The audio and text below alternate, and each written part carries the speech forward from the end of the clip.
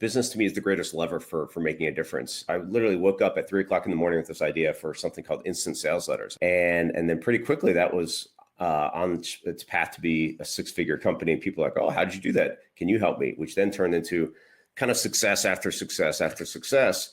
And then about maybe 13, 14 years ago, I just really looked at my life and I'm like, I asked a really simple question, which is, am I happy?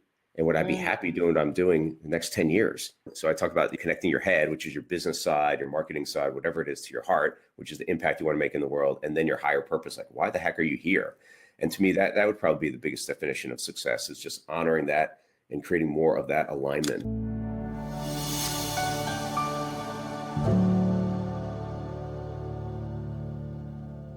Hello and welcome. Today's guest has been called a cosmic catalyst, a maverick mischief maker, and a galactic goofball. He redefines how business is played in the 21st century at the intersection of evolutionary growth, impact, and fun. He is the creator of the Cosmic Journal, the author of Evolved Enterprise, and the founder of Maverick 1000, a global collective of visionary entrepreneurs making a serious difference in the world without taking themselves too seriously. An avid doodler and a steadfast proponent of adding more purposeful play into your life, he delights in keeping things weird, wonderful, and full of wonderment. A firm believer that we all have our own cosmic alarm clock that goes off at exactly the right time to fulfill our destiny of greatness, he has spent his life exploring that connection of head, heart, and highest purpose. Please welcome Yanik Silver to the show. Woo! Welcome, Yanik. Hey, Ellie.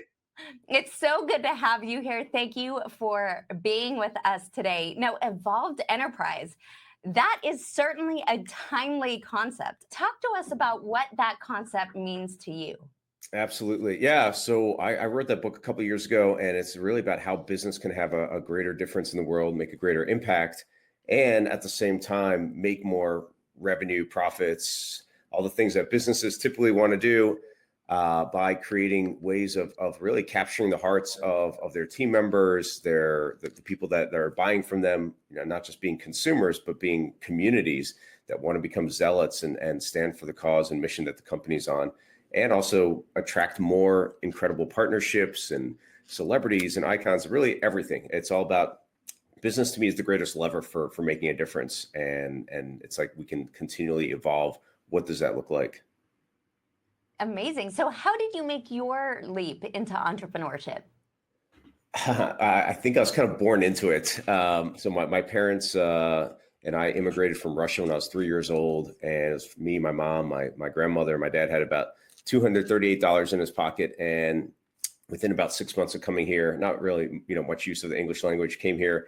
And he ended up, he had an ultimatum from his hospital that he worked at. And because he was doing some stuff on the side, and he ended up quitting and deciding to start his own company, medical equipment sales and service company. Wow. And so, like any kind of family business, you grow up in it. So at 14 years old, I was telemarketing, calling on my own clients. At 16, the only way I got a car was he kicked me out and said, okay, go, Mr. Yanik, go make some sales.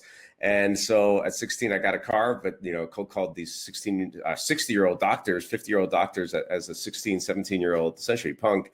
And it was a huge learning curve. And so just naturally, I got in there. And then my very first thing was some doctors were like, oh, you're really good at this marketing thing. Maybe you can help me get more patients. And then that grew from there. And then pretty quickly, the internet was starting to happen in 2000. Yeah. And that's when I got that itch to go do my own thing. And that was probably the first sort of what I call the cosmic alarm clock moment. Yeah, that push to go out on your own. Now, even though you've been kind of born into it and had this lifetime to cultivate your skills in entrepreneurship, it hasn't always been smooth and easy. So how have you been able to persevere through those tough times? Yeah, those are, I think every entrepreneur, no matter however long you go through things, you're going to have those, and that's where you come out better. That's where you get that pure, that evolution that we think about, and And for me, it was really interesting because when I first got started, Ellie, as I was saying, in 2000 with the internet, so I literally woke up at 3 o'clock in the morning with this idea for something called instant sales letters. I woke up and I'm like, I love questions too. And maybe we can talk about best questions, but the question was like, how can I create a fully automatic website that makes me money while I sleep, is incredible value to people, and it's something that I love to do. And so I woke up with this idea for instant sales letters, and I got to work at that at 2, 3 o'clock in the morning, I think, whenever I woke up. And then pretty quickly that was on its path to be a 6-figure company. And people are like, oh, how did you do that? Can you help me? Which then turned into kind of success after success after success. And then about maybe 13, 14 years ago, I just really looked at my life and I'm like, I asked a really simple question, which is, am I happy? And would I be happy doing what I'm doing the next 10 years? And when I was really honest in my journal, the answer was no. Outside looking in, making a lot of money, had a lot of people that I had been helping take their own personal missions and what they want to do out into the world. Great family, great reputation in that space, which isn't that easy. But there was something missing. And that's when, another cosmic alarm clock moment is what I would call it. And so I started doodling, what would that look like? And I came up with these 3 interconnected circles. And it was originally a $, a heart, and a happy face. So it was like, make more money, have more fun, and give more. And that was the start of something called Maverick, originally Business Adventures. And so I'm like, all right, well, I'm going to do this thing. We're going to have Baja Dune buggy races. We're going to take other entrepreneurs and people that I love. We're going to have business sessions in the middle of nowhere. We're going to have a charity element. It sounds really amazing. And then I ended up losing $40,000 on the first trip. I'm like, whatever, that's okay. It's just an investment into this new business. And then about $400,000 in, my wife's like, what the hell are you doing? Yeah. And that was the big inflection point, the big turning point where, up until that point, everything was just like super easy. It's just, because I still believe in this. What I wrote in one of my very first journals was, I get rich by enriching others 10x to 100x in return. And that was the value framework for everything that I do. And this was the first time that something wasn't working. And it was like, okay, now, I could very easily just go back to the digital marketing world and just go back to what I was doing, but there was no growth there. And so this was the time when you really take stock of everything. Yeah. And it was like, okay, the same playbook wasn't working. And it was a really, I'm not going to lie to you, it was a very difficult, dark period where I'm like things are just very confusing. It wasn't working. Like something I was so passionate about, I couldn't understand why I couldn't make it work. I literally remember one time throwing a cereal bowl, thankfully a plastic one, across my wall in my family room and being like, what's going on? Because everything up to that point I'd been able to figure out. And it really took me stepping back and just digging out, almost like it was like I had to start from basics again, like what made a good day. And so I'm like, okay, I had, been studying, just learning, immersing myself in personal development, personal growth work. I mean, literally at 17 years old, I had an Earl Nightingale tape in my car. That's what I was listening to over and over again. And then all these other people and my friends were like, what the hell is that? So, I had been a long time student of this, and I was like, all right, let's go back to real basics. And so it was, okay, what makes a good day? And I came up with these 9 M's. And it was like, okay, if I have more meaning, so it's like, okay, what do I have gratitude for? And starting with gratitude. And at this point I had sold my Aston Martin, not like, oh, boohoo, poor Yanik. It was like, it's a thing. But I had this like clunky MDX, and I started with, okay, like, what do I love about this MDX? What do I can park it anywhere. I don't have to get it detailed all the time like my Aston. I can put my paddle boards in there and not worry about it getting muddy. And when I take it to the river. And so like, starting from like just meaning and gratitude. And again, everyone's probably heard of these things, but it's applying it and doing it. And then it was like movement. If I move my body every single day. So they became these 9 M's. One of them was magic, like looking for synchronicity or being aware of it. That was a really, really big one. And that's like one of my favorite things. And then it was mentoring. If I could provide some help to someone else, I knew I felt better. Or asking for help. You also feel good in that way, receiving it. So it became these 9 M's. And I have a blog post about it. I called this Return Path to Joy and Happiness. And it was like kind of the way that, if you have a good day, you create a good week and you create a good month. And things started slowly just coming back together from there. And then what I really had to do, Ellie, was explore my why. My why wasn't to build an adventure travel company for entrepreneurs. It was to change the way businesses played. And that's what I got to. And then using deep reflection and deep questions. And so like one of my favorite questions during this time was I asked my 111-year-old self, the wiser, all-knowing, not all-knowing, but coming from a different timeline essentially, or different place and angle, and saying, what would my 111-year-old self tell me? And the answer that I got was light 1,000 suns who each have the potential to light another 1,000 suns. I'm like, oh, okay. And so that was truly the change, where we changed the name to Maverick Business Adventures to Maverick 1000 to represent this idea that one entrepreneur could change an industry, but 1,000 together could help change the world. And things really just changed from there, where it really started leaning into, okay, what is this? And it's not an adventure travel company. It's a much bigger, deeper thing. And then things started turning around. And then also like learning all these pieces that eventually became Evolved Enterprise. So I was, really incredibly blessed to have opportunities to hang out with some incredible icons, some very well-known ones, and then some very unknown ones who all had pieces of this idea of this Evolved Enterprise. And then when we created a deeper mission and greater impact in what we're doing, things really started picking up from there. And would you say that those 9 M's that came to you, that then provided this step-by-step framework for you to utilize to shift things, would you say that was the fuel that allowed you to not go back to your golden handcuffs? That was the daily practice, right? And to me, so much has been about daily practice. It's like we have our big dreams and our big purpose, and those continue evolving, but it's the daily practice of what are the non-negotiables for you in your life. Like for me, it's meditation and journaling, and actually during that time period, meditation was one of the things that I never thought I could meditate. So that's one of the M's, is mindfulness, and I never thought that could really work for me. So I have a million ideas a minute, and it was just like, okay, well, I don't think I could stay still. So it was the just the daily practices that really created that space. But then also the deeper why, right? Because I think it was Nietzsche who said, like, you can go through any how or something like that if you have a deep enough why. And the why was never originally to build an adventure travel company. That was just that expression, but the essence of it was to change the way businesses played. And so we've really changed that. And that was a huge part, is like going deeper and deeper into the why of what you're doing, because that's going to allow you to show up and keep showing up, because business and everything, all of life is really this cyclical movement like this, and being able to see that there is going to be another cycle and another path that opens up. Absolutely. So, piggybacking on really harnessing that why, the more that your why was crystallized, is that what is that the true definition of success to you? Is having that clarity about your why, and then actually leaning into that to do your greatest work in the world?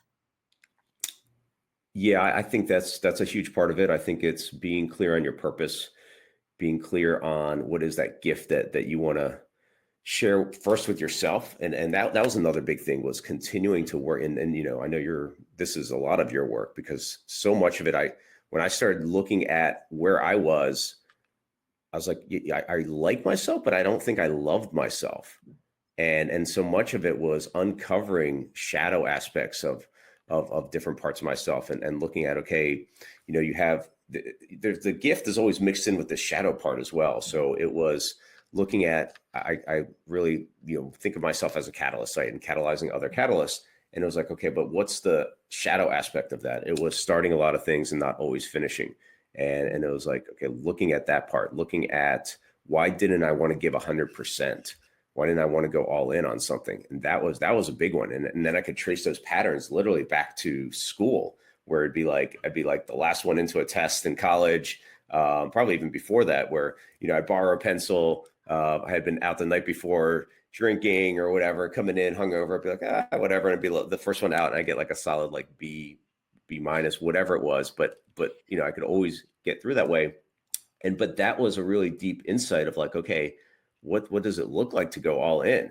Because it was scary for me to start looking at, like being all in for something. So continuing to unravel all these deeper parts of ourself. And there's so many great healing modalities and all sorts of things where, from the meditation, from that kind of insight work, from sometimes ceremonial work was a really, really big one, working with different elders and wisdom keepers. So all of it was really powerful. And then also being like following your heart. I think that's a huge one. So I talk about, connecting your head, which is your business side, your marketing side, whatever it is, to your heart, which is the impact you want to make in the world. And then your higher purpose, like, why the heck are you here? And to me, that would probably be the biggest definition of success, is just honoring that and creating more of that alignment. Amazing. So that one thing that I love about your processes for living in that alignment, for connecting to your higher self, for showing up fully as you, for living your life on purpose. I love the notion of incorporating more purposeful play, and that sense of curiosity that you bring to everything. So you've referenced a couple times asking the questions. And Mhm. so let's talk about that a little more. Let's dive into how you stay open and curious, how you formulate these questions that then um, open up more connection and calling for you. Yeah. So the questions to me, like, the better your question, the deeper your answer is going to be. And I love great questions. So I keep a little notepad of questions in my phone, and anytime I hear one, I'm like, oh, that's a good one. I'll add it. But as I said, that moment where I was like really lost, and I asked my 111-year-old self, what would I do? And that's a good one, because then you can imagine this archetype really of this 111-year-old self that's seen so much, and it really matters to me, like the more you play with it, really. So the more you're like, okay, well, let's invite in this archetype. Let's take a moment and just get centered and ask that archetype. No matter if you believe that this is completely made up or not, it's actually really powerful. But just decide, I'm going to play with it a little bit, and then what I do even more powerfully is I want to have a conversation with that archetype. So I'm right-handed. So I'm going to ask my questions using my right hand, and then I'm going to answer using my left hand. And we're going to go back and forth and answer as that 111-year-old self. Or, you can do this as any archetype. It could be the universe. It could be, source, it could be God, whatever you connect to. And you get a really amazing, deep conversation. And that was one of the ways, just recently showed up with the Cosmic Journey Oracle that I created. Is there's 11 of these cosmic Q&A cards. So that's a really, really powerful advanced technique of having this ongoing conversation. But the questions, a couple others that I really love. One of them came from Brené Brown's book, Daring Greatly, which was essentially, what would I do even if I knew it would fail? And it's a huge aspect to look at that, because a lot of times you've heard, okay, what would I do if I had 6 months to live? Or what would I do if I couldn't fail? This question to me is so powerful, because it allows us to say, okay, what would we kind of put our life force towards, even if we're not going to have a result? So many of us, especially entrepreneurs, are so oriented towards what's the result. And it was during this time, a lot of deep kind of spiritual work really came up too. There's a great book called The Great Work of Your Life by a guy named Stephen Cope. And in there, he references the Bhagavad Gita, and across all these different people like Desmond Tutu and Nelson Mandela and Harriet Tubman and Susan B. Anthony, like when they found their dharma, their true purpose. But one of the aspects of the Bhagavad Gita, which is one of our oldest spiritual texts, is this idea that you're only entitled to your labor, not the fruits of your labor. And for entrepreneurs, this is this idea that putting your full heart and soul into the work, and then being okay with whatever happens after. And that's what that question really opens up for you, is what would I do even if I knew it would, quote unquote, fail? And most of the times, I can tell you from personal experience, if you truly put your heart and soul into something, it's almost impossible to fail. But the reward, again, has to be that part, like of putting everything in and not being, who cares what happens, but having cheerful expectancy of what's going to happen after. Yes. So those are a couple of my favorites. Those are great. So enjoying the journey, and not being as tied to the outcome that you're expecting. I love that.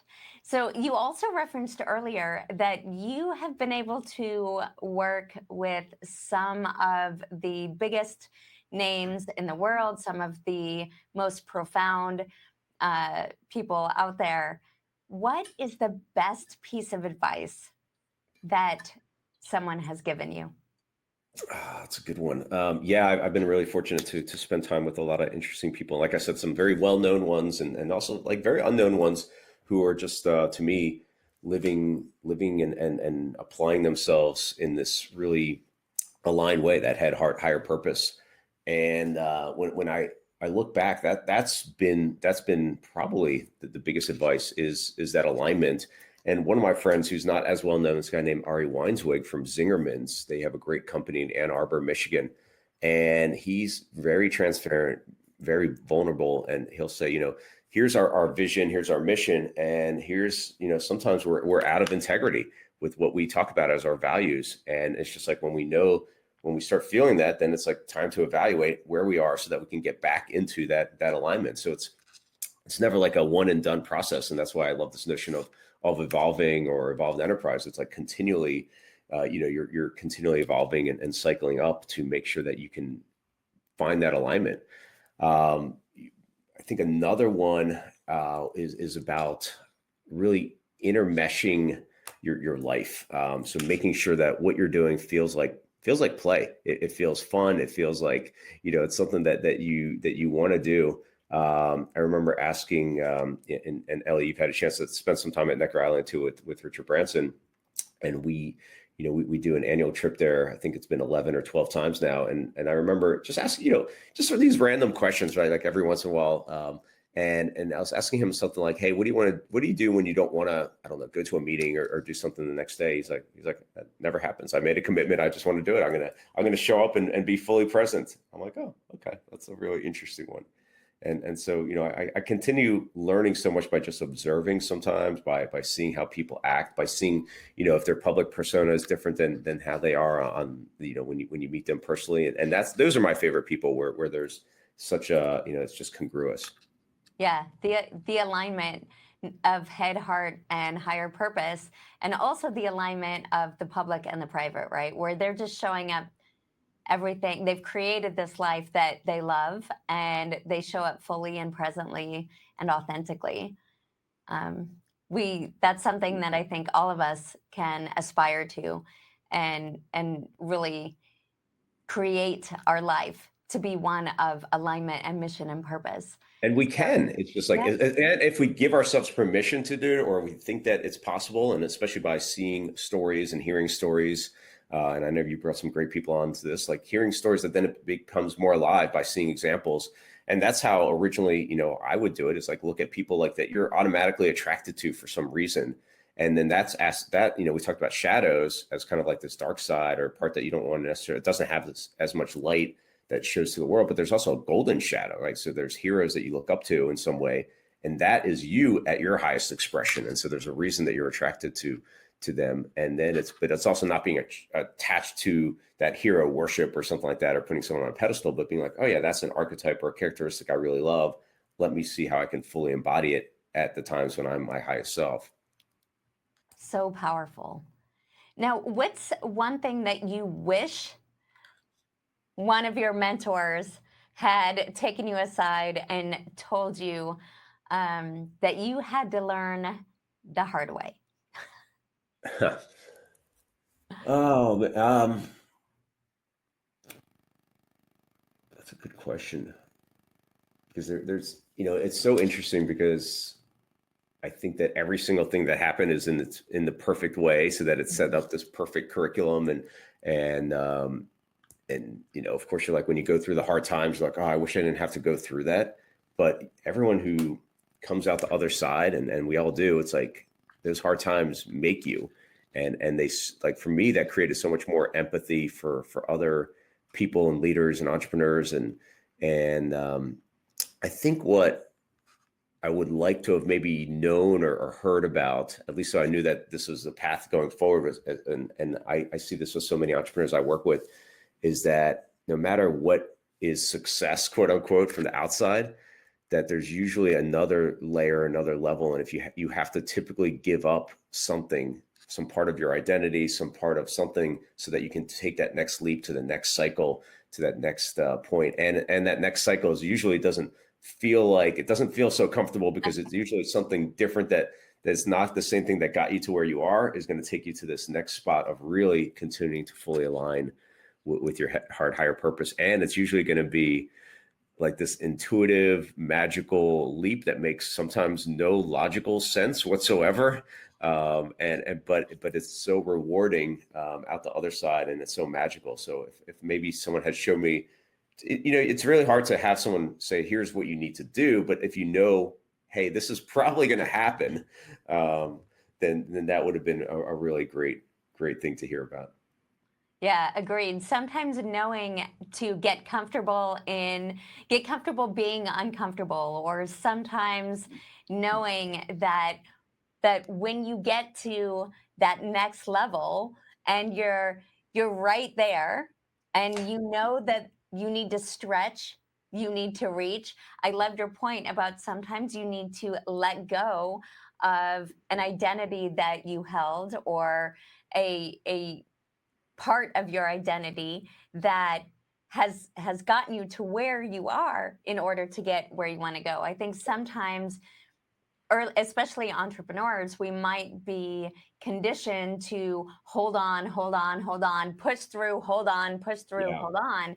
And so I think that notion of letting go It's is super a really powerful. powerful. Yeah, and think of it as cycles, right? So we keep coming back to things that we loved, especially as kids. Like I love there's this golden age of like, let's say 8 to about 13 or 15 maybe, where you look at things that you really love. Like for me, it was being a class clown and parodies and being goofy and then just fun little mischievous things and so forth. And it keeps sort of coming back over and over again in a higher essence.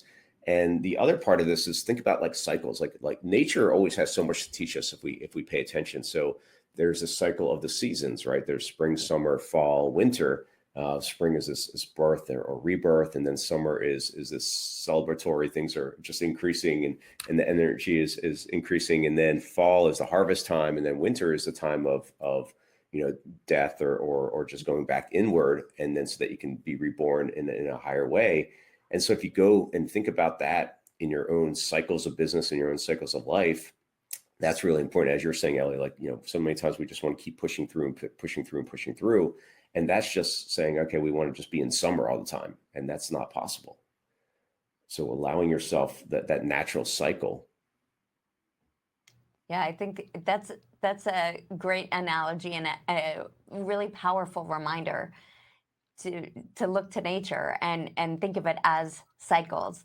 I mean, we can't have rebirth without death. We can't grow without letting go and making space for that next level. So that's a really powerful framework that the audience can use, and they can ask, am I in winter? What season am Yeah. I in right now? And Where it's am going to I come in to my you. journey? Like it's going to happen no matter what, because, so many times we get bonked on the head. I call this the universe sort of, continuing to bonk us on the head harder and harder and harder. Like for me, it was okay. $400,000 is enough to be like, all right, well, I think there's, I need to do something different here. I have a friend that was like 4 million. So it could be financial, it could be relationship, it could be health wise. But if you have joy as your sort of GPS that you're continually being attracted to, and then to me are like obstacles and pain are these guardrails, and we keep moving this way. So a lot of times you look at obstacles, be like, oh, I wish I didn't have this. But obstacles and pain are a lot of times the things that keep us moving. And so if you're in alignment, you're going to move much smoother through this. Otherwise, you're going to have these really big, massive bonks on the head, and it'll get harder and harder until you pay attention. Yeah. So what brings you joy? What's your North Star? What brings me joy? Sometimes it's like the littlest thing of like, I was just meditating before our session and it's really windy out today and it's a beautiful like 70-degree day, but having like this beautiful, like humid, balmy wind coming through, I'm like, oh, this is really, really nice. And so that brings me joy of just being in the moment. And that wasn't always the case because on the Enneagram, I'm a type 7, which is someone that wants to explore everything, find everything, check off everything, have this big ultimate life list and so forth. So that brings me a lot of joy, being present in the moment like that. And just more so like even like my kids who are 16 and 14, just these little moments, like watching my son play hockey and and doing something out on the ice, or my daughter like cheering or doing a flip, or just something like these little tiny moments. Those have been really joyful. But then other bigger joys for me are play, like just laughing with friends. That brings me a lot of joy. When I can fully utilize my talents, like when I can help somebody see something new that they didn't see themselves, and then knowing that that's going to have a greater ripple of impact for others that they want to serve, and ideally even the world, like that brings me a tremendous amount of joy. So that's really powerful. I don't know. There's so many things. I think cosmic creativity would probably be the one big wrapper of what brings me joy, of just listening to the universe in some way and being like, oh, okay, I should have this journal that is a bunch of doodles, and I'm just, going to come to it from a place of, this is my journal that I want to write for myself, and it's going to be a guide, my own sort of galactic instruction manual, and then it became an oracle, and then I'm like, huh. And that brought me so much joy. And then seeing that progression of where it has gone. So, that brings me a lot of joy. So cosmic creativity. Yeah, playing more, right? Playing more with the universe. Yeah, for sure. Yeah, with the universe, with loved ones. I love that.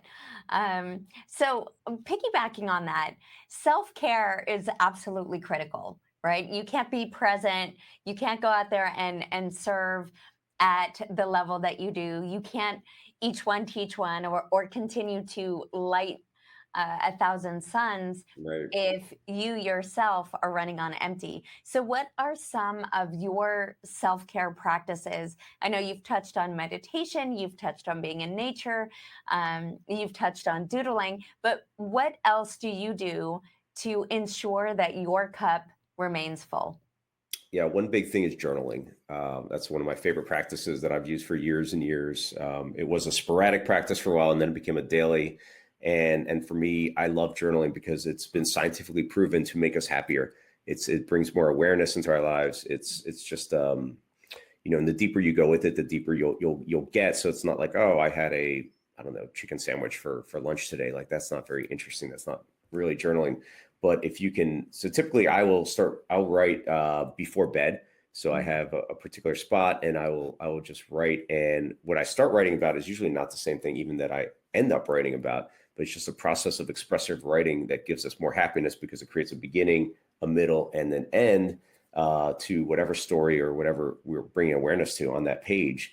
And so I love journaling. I think it's such a great practice. And so many people have tried it or given up on it, or like, well, I don't want anyone else to read it, or whatever the case is. And there's a lot of ways of getting through that, where you could lock it up if you want, or hide it, or do, or write in code, or really, it's really meant for you. So the deeper you go in it, the better. And I like experiments, Ellie. Like, it could be trying one thing, and you don't have to try 8 things at once. That makes it really hard. But say, okay, I'm going to try an experiment of, I like 33 days. It's a specific number. It's beyond the month. It could be 21 days, whatever it is, but every single day, and you give yourself a window, an easy way to win.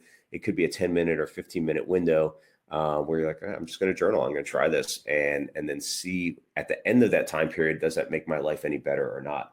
So those are big ones. Making sure that you have time just for yourself, and I'm getting better at this. It's something I want to do even more, but there is some guilt sometimes when I'm like, oh, I'm just going to take an entire day off and just go, hang out by the river and go paddleboarding, and not do anything else. The big thing also is the phone and electronics, like turning that off and just having times when you can do that. So I like bigger moments. So, again, back to our cycles in nature, like, so equinox is coming up. Typically I do like a 3-day juice cleanse leading up to equinox, and then equinox I'll go out into the woods and just spend time really just reconnecting again. So each of the times, solstice, equinox, there's usually a bigger kind of connection period for me. That is amazing.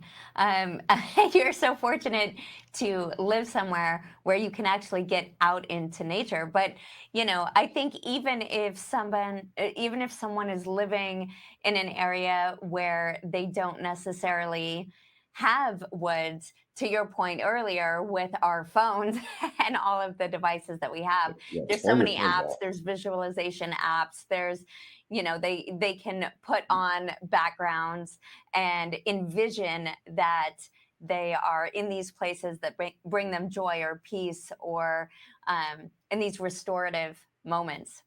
Right. And it's also, so I live in a suburb area where, we have some woods, but it's not like a big, like there in our neighborhood, there's like a little patch of woods and a little bamboo forest, but anything could be this magical place. And so I go into the bamboo forest where no one really goes to. It's like behind a couple houses, and I sit there and I meditate, or I go to this little tiny creek by there. But then 10, 15 minutes away is a much bigger, nicer river, and I'll go there for the entire day. And so, usually most people are 20 minutes, a half hour from something, even if it's a little park, just a little oasis that you can have. But yeah, and also, like you said, there's opportunities daily to visualize and put yourself in those states.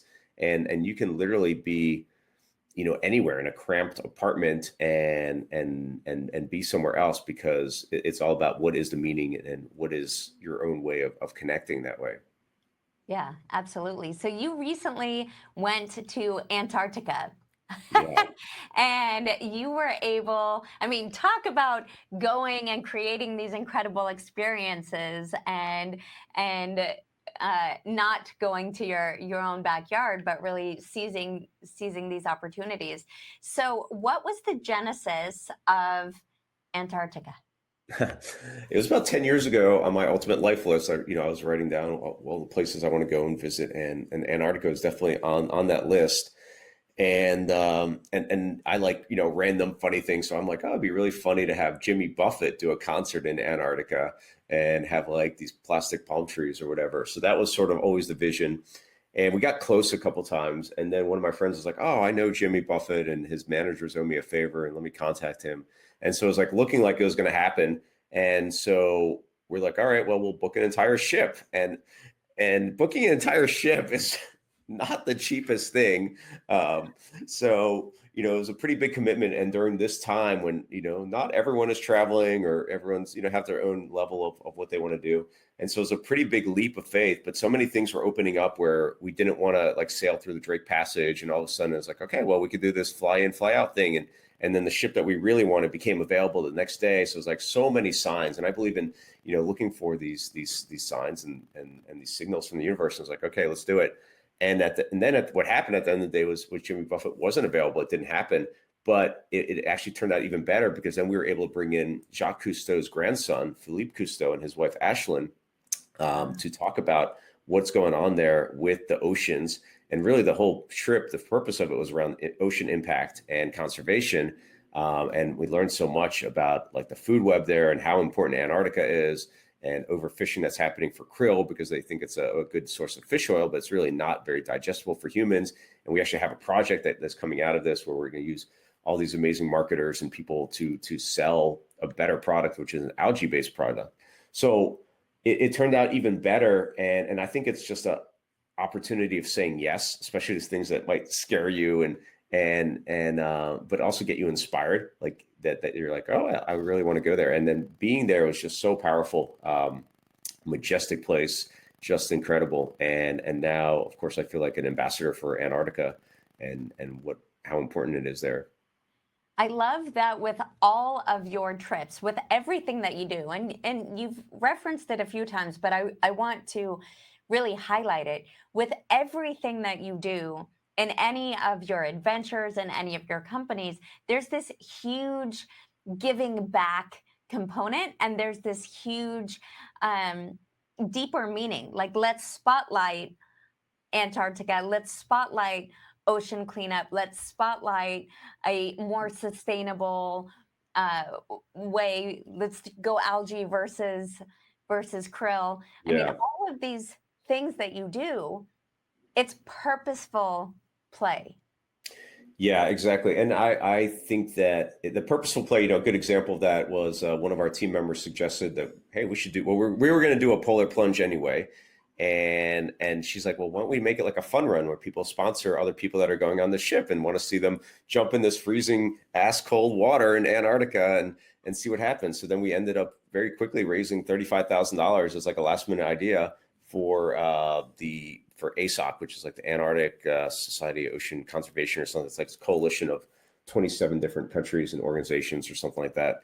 So it was a very quick kind of thing, but it was fun because then we had we created this whole backstory of this thing called the Peter Petrovsky penguin polar plunge. And Peter Petrovsky was this penguin puppet that was just like randomly talking about this polar plunge, and so many people are like, oh, this is great. And then we like surprises too, so we had everyone in Maverick speedos and Maverick one piece bathing suits for the women, and it was really really fun. So we're going to be on the phone with them later on today talking about what can we do for part two of this challenge. But yeah, you're right. Like, how do we add, like, working on serious issues but not taking ourselves too seriously is a huge part.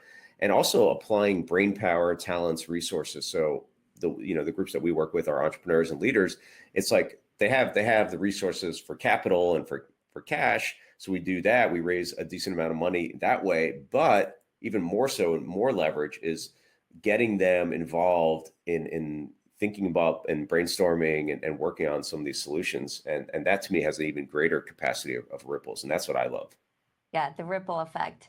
It's profound. So as we start to wrap up here, let's piggyback on that ripple effect. Let's imagine that you've surpassed your 111-year-old self. You are now coming to the end of your life, and it's been the life best lived.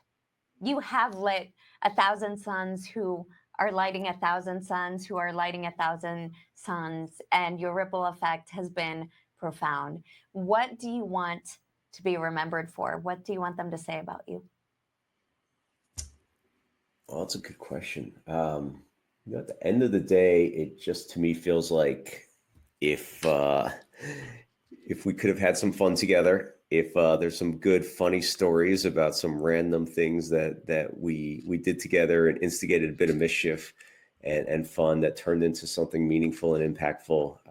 That's what I'd love to know and hear, like the stories, the fun, the impact. So many times.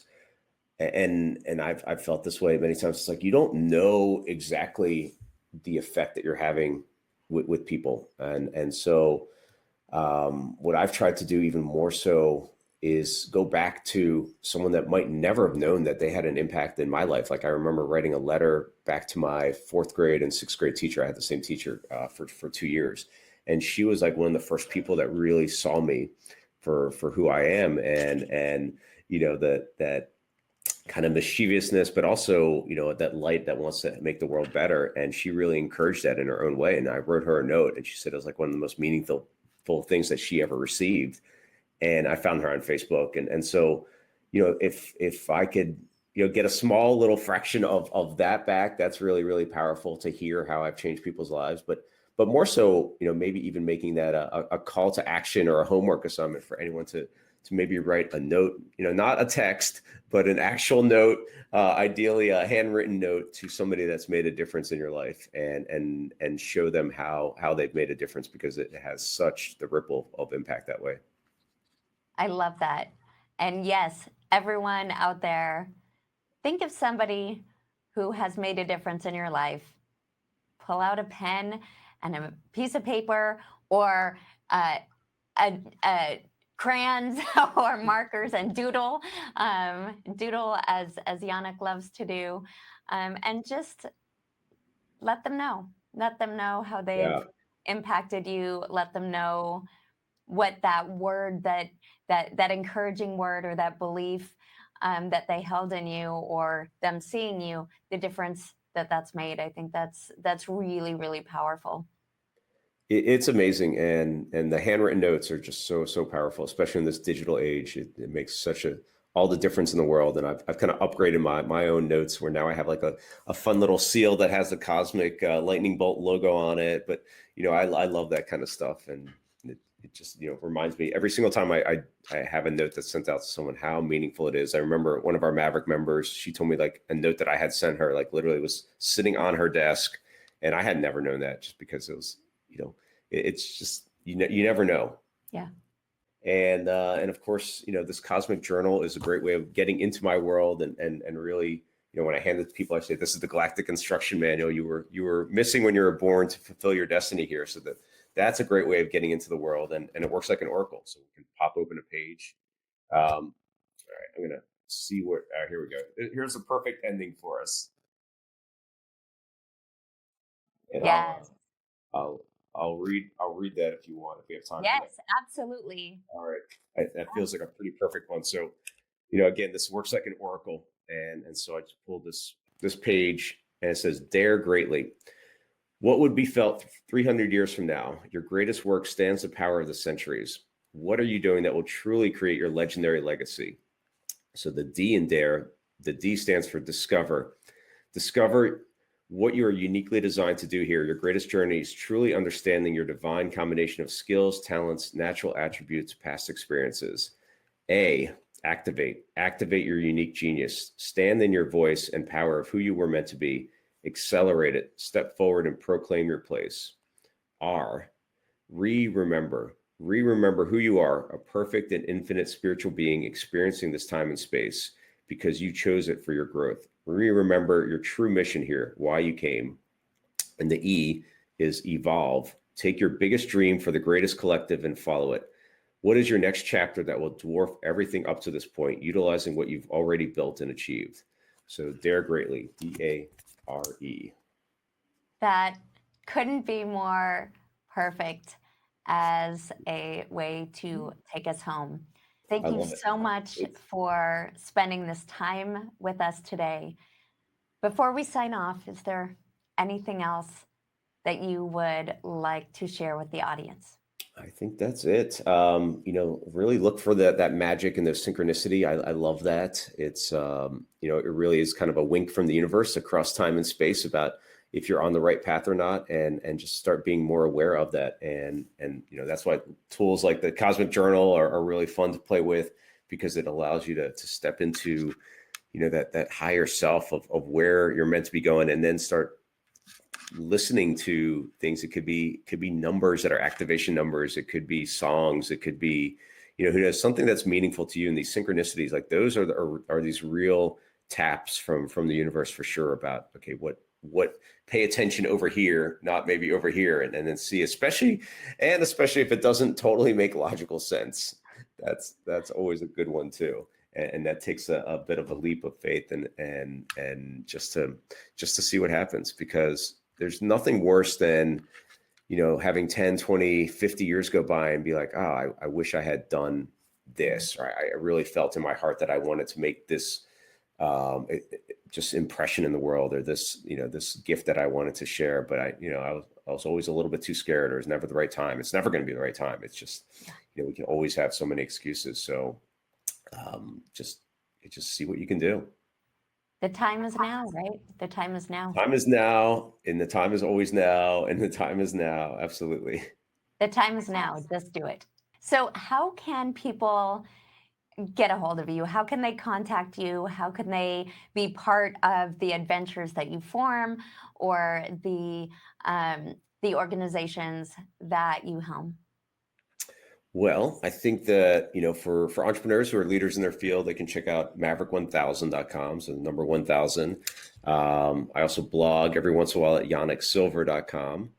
And I'm fairly, I don't know, I'm not super active, but on Instagram is probably the place that I'm most active-ish. So at Yanik Silver. Yeah. Thank you so much, Yanik. Thanks, Ellie. Thanks for having me on.